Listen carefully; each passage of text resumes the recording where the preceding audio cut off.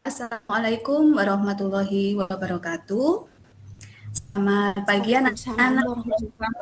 warahmatullahi wabarakatuh. Pagi, Kita Bu. mulai pelajaran hari ini. Untuk sekarang kita akan belajar menulis teks prosedur. Apa sih manfaat kita belajar menulis teks prosedur ini bagi kehidupan sehari-hari? Banyak ya anak-anak ya. Kalau kamu misalnya menemukan teks prosedur ketika kamu mau membuat sesuatu atau mau melakukan sesuatu, nah teks prosedur itu kan bisa memudahkan kalian cara membuat dan melakukan sesuatu. Untuk pembelajaran kita hari ini, Bu Rina akan melakukan secara individu ya anak-anak ya, secara individu.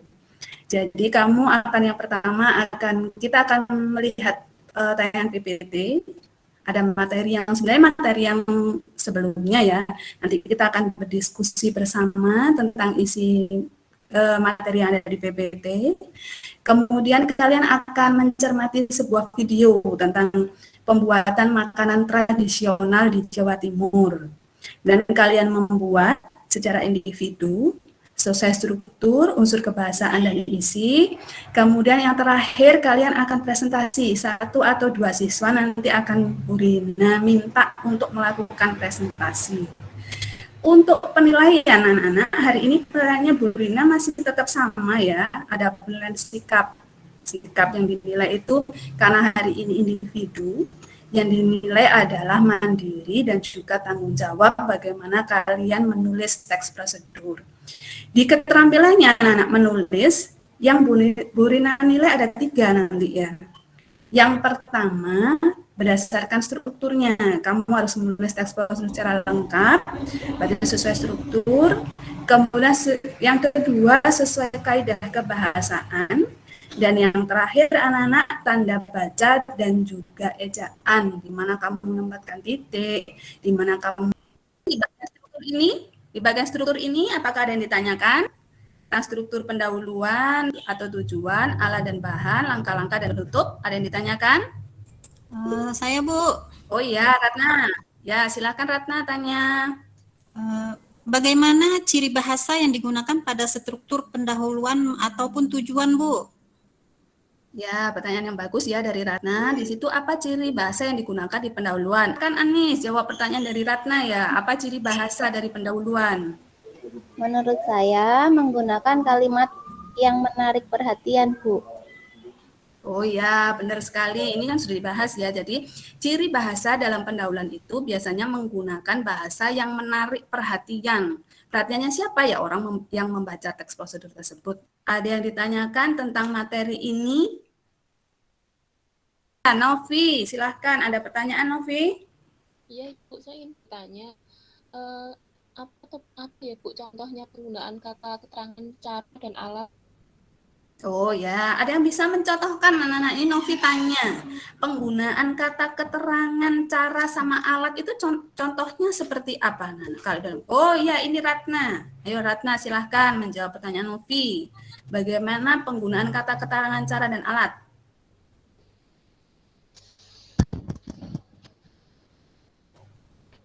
Ya silahkan Ratna, belum dibuka itu ya pelantangnya. Bu, Ya, terlalu serius. Jawab. Oh iya, terlalu serius. Jangan serius ya. Untuk contoh penggunaan keterangan cara dan alat ini, contohnya misalnya cara buatlah adonan dengan cara mencampur. Itu untuk keterangan caranya. Tapi untuk alatnya, misal potong kayu dengan gergaji. Seperti itu, Bu. Seperti itu, Nopi. Menurut saya. Ya. Novi, dengan jawabannya Ratna sudah jelas? Sudah, Ibu. Terima kasih, Bu. Oh ya, terima kasih ya Ratna sama Novi. Kita ke materi berikut terakhir, anak-anak. Di sini kamu kan terakhir nanti akan menulis teks prosedur. Di sini ada langkah-langkah menulis teks prosedur. Yang pertama adalah kamu menentukan topik yang akan dibuat. Kamu akan membuat teks prosedur apa? Cara melakukan atau cara membuatkah? Yang kedua, kamu bisa mengumpulkan sumber informasi dan menulis kerangka teks prosedur. Sumber informasi yang kamu dapatkan bisa dari video, bisa dari kemudian media cetak, bisa dari misalnya kamu wawancara. Misalnya di sini sekitar SMP 3 banyak pengrajin tempe ya. Kamu bisa wawancara ke narasumber tentang teks prosedur yang akan kamu buat. Yang ketiga, mengembangkan informasi yang telah didapat dan memikirkan langkah-langkahnya, karena intinya teks prosedur itu ya tentang langkah-langkah. Yang terakhir, kamu menyusun teks prosedur secara utuh. Nah, itu langkah-langkahnya. Nah, sampai di sini ada pertanyaan, anak-anak? Ada pertanyaan? Tidak ya? Bu, sudah paham Ya. Bu? Tidak ada, Bu. Paham. Berarti berikutnya sekarang kalian akan cermati video yang Bu Rina akan bagi ke kalian dan silahkan kalian menuliskan teks prosedur. Assalamualaikum, balik lagi di channel Lina Katmala. Di video kali ini aku mau buat rujak ulek. Ini bahan yang pertama, ada kacang tanah yang udah aku blender. Dan berikutnya ada petis. Selanjutnya ada air, tapi jangan pakai air yang mentah ya, sebaiknya air yang udah direbus. Selanjutnya ada gula merah, cabai, asam, pisang batu atau pisang kelutuk. Kemudian ada tahu goreng dan juga tempe goreng. Dan untuk sayurannya di sini saya pakai bayam, timun, toge, dan juga kacang panjang. Dan tambahkan kerupuk sebagai pelengkap. Baik, langsung aja kita bikin rujaknya. Yang pertama kita masukkan sedikit garam, terus ada sedikit asam, kira-kira segitu. Kemudian saya pakai 3 buah cabai. Kita ulek dulu ketiga bumbu ini. Berhubung ini lagi di rumah aja, nggak pengen keluar rumah, juga nggak pengen jajan di luar, terus lagi pengen banget makan rujak, akhirnya putusin buat bikin sendiri. Dan bikinnya gampang banget, rasanya juga enak banget, nggak kalah sama yang beli di luar. Oke, ini sudah halus. Selanjutnya kita masukkan pisangnya. Kita cacah kecil-kecil ya, supaya mudah banget untuk menghaluskannya. Kalau di tempat saya ini namanya itu pisang kelutuk, tapi nggak tahu di tempat kalian ini namanya pisang apa, tapi ada juga yang nyebutnya itu pisang batu. Kita haluskan dulu.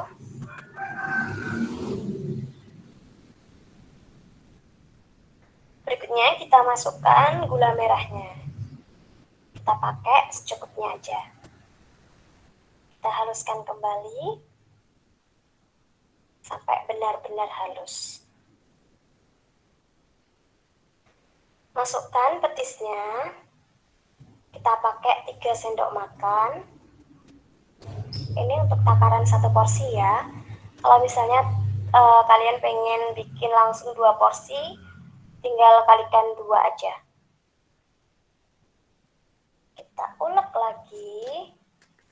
Kalau petis ini memang agak lengket ya.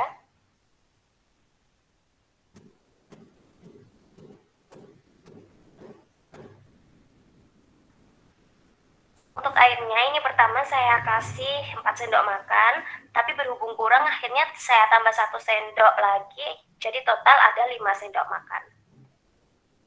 Kita campur lagi sampai air dan bumbunya bisa benar-benar tercampur.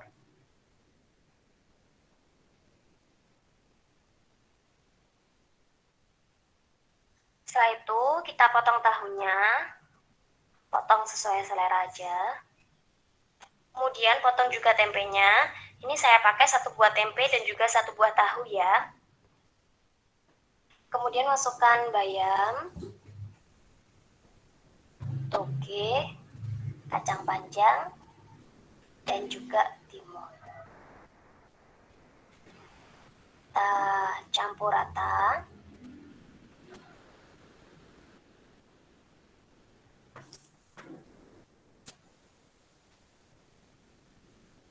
Selanjutnya tinggal kita sajikan.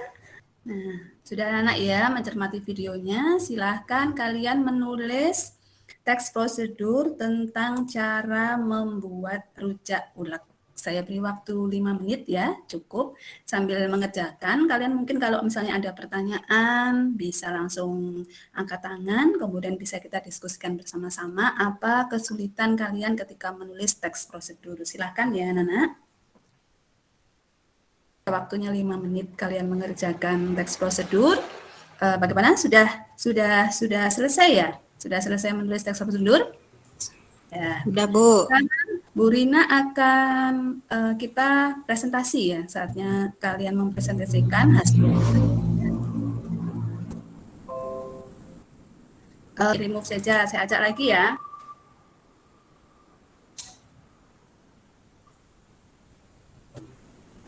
Eni Siti, ya silakan Eni Siti. Kamu bacakan teks prosedurnya yang sudah kamu buat. Mencoba ya Bu ya, nanti kalau salah Ya.